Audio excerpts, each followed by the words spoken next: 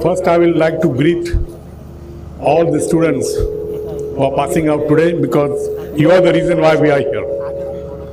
Then I will like to greet Shri Prakash ji, Jyoti Prasad ji, Bala, Sean, and all the faculty members and all the invited guests, parents of the students, ladies and gentlemen, boys and girls, because I see the young ones also. You know, whenever I am called to such functions, I always found that whatever I think in advance about what I am going to speak, what I should say, what I should not say, as the event unfolds, as you see the venue, you see the people, you see who is coming, going, the essence of what we want to say changes. And that's why I always come prepared with some points and be prepared to change. So some of my points might be somewhat unusual because I am a contrarian thinker. I mean, I'm known as a contrarian thinker. I don't think conventionally. So I'm going to share some of the thoughts primarily rooted in our Indian philosophy. Some of you might be knowing that in AMA we have an Indian Wisdom for Management Center by Mamta. I think you might be knowing it because it's one of the most popular, which was endowed by us, by me, from my company, and we have other centers also. The reason why I do that because I firmly believe that whatever the management schools, and although we have all graduated with flying colors, with a lot of scholarships and all that, our education still lacks a lot in terms of relating it to our Indian wisdom, which we have in plenty. And we keep forgetting that almost for any human interaction or any human happening, any जो प्रसंग बोलते हैं, any प्रसंग in life, there are examples and there are stories in our scriptures which can actually guide you much to be a better human being and to do the right thing as you would never believe it is possible. Now some of those things I will try to share, not all of it, because that itself is a long big subject. And I would highly recommend that some of you should actually take the books and the DVDs from AMA about the Indian wisdom lectures. There have been a series of lectures since last 11, 12 years now. No more, sorry, 18 years. Anyway, I'm not here to advertise about that, this is not marketing. First thing you will learn when you go out in this world is that whatever you have learned is all bunkus. You will have to realize that you have to unlearn more things than you have learned. Because unless, just like the glass is full, unless you empty it, you cannot fill something new. The vessel has to be emptied. And you have to be continuously teach yourself to unlearn. That is a lifelong process. I graduated in 1972, before I think any of you were born.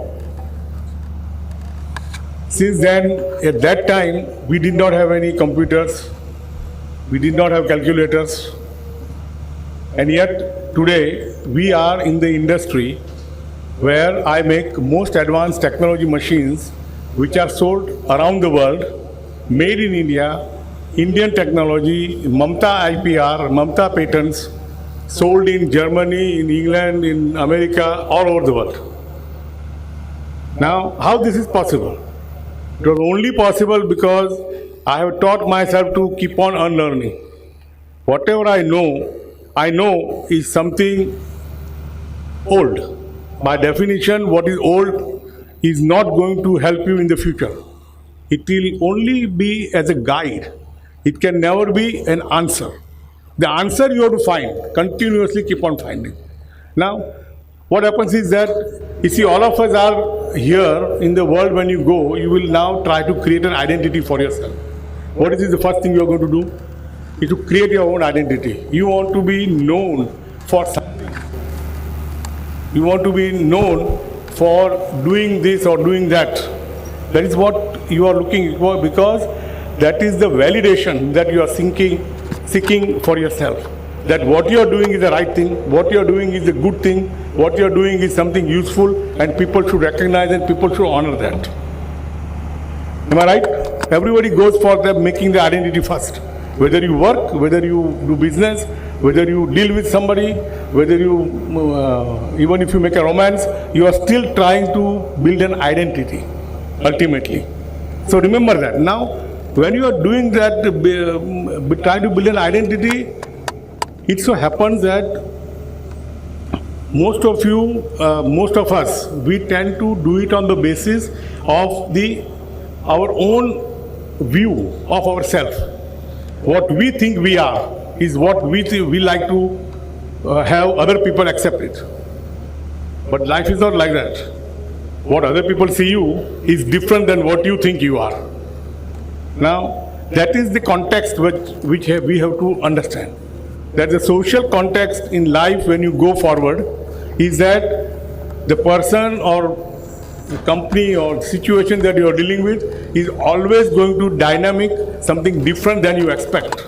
And you have to be prepared to deal with that. Don't go with any preconceived ideas or preconceived notion that this is how I am and this is what I will do. That is a sure formula to fail. You have to be flexible all the time.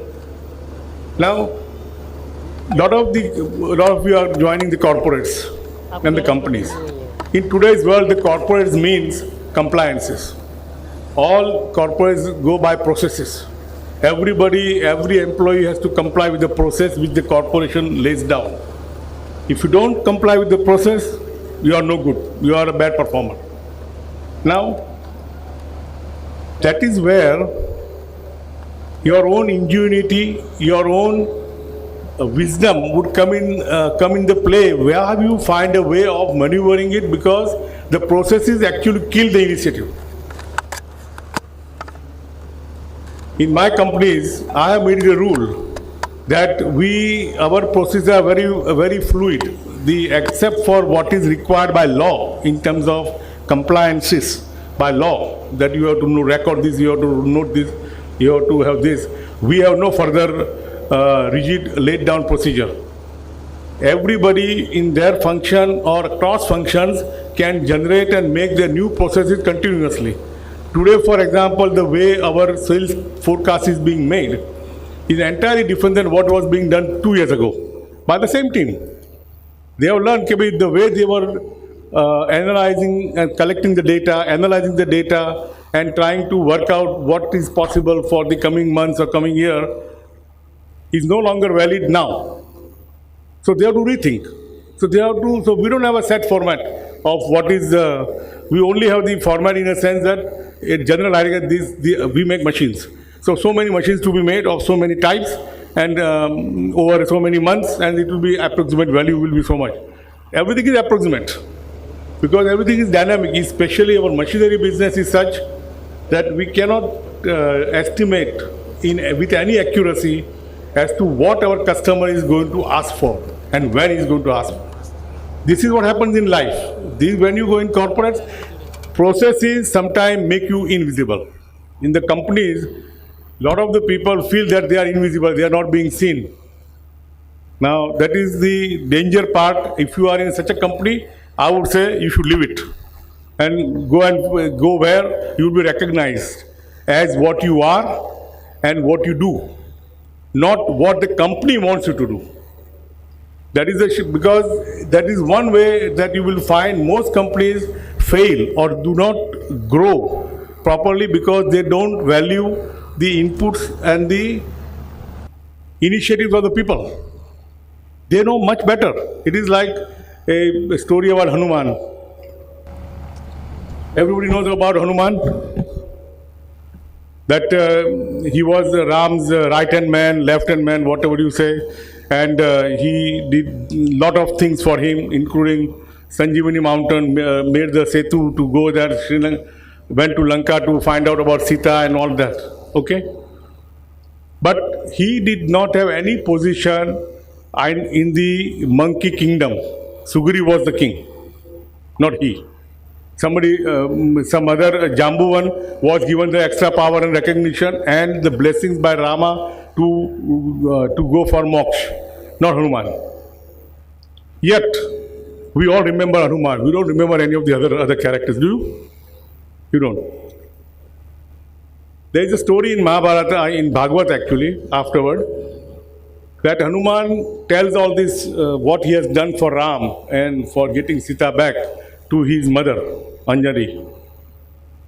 So after a while, the mother asked him, he said, why didn't you tell Rama that why you need an army, why you need to be with a one flick of your tail, the power that you have, you could have destroyed the Lanka just like that. Because that is the power he had, that he could go from Sukshma to Virat. So his answer was very simple. Nobody asked me. This is what happens in companies. That a lot of us, we don't ask because we don't recognize the talents and the abilities of our employees. We don't recognize and appreciate what they can do. And unless we appreciate and do that, then we cannot grow. I can tell you, for example, our example that I have the employees which are with me for last 40 years. Everybody started, let's say, junior level. Of course, we have younger employees also. Our average age is about 42. But our philosophy is that to make it grow, in a sense that we have created the infrastructure and the ecosystem where the employees feel that it is their company and their job. It is not my company to follow my objectives. Most bosses and most companies, they end up with the boss saying that you do it my way.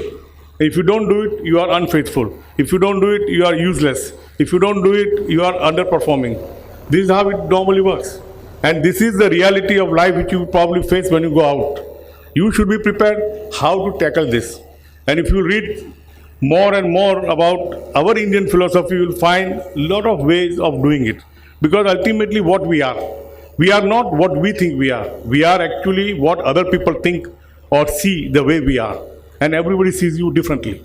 And you have to have the ability to be flexible to deal with everybody in that particular fashion at that given point of time. Now, if you want to grow, how do you grow? I'm not talking about age. Age you will grow even otherwise, even if you sit tight. But growing means that you need help from other people. Without somebody else, you cannot grow in isolation. You need help. You need support. You need guidance. And you need encouragement. Now that comes because you have to actually make the people not depend on you.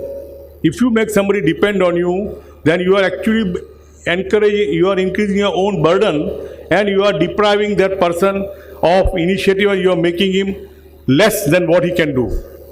You have to become dependable. Means that a person can depend on you to help.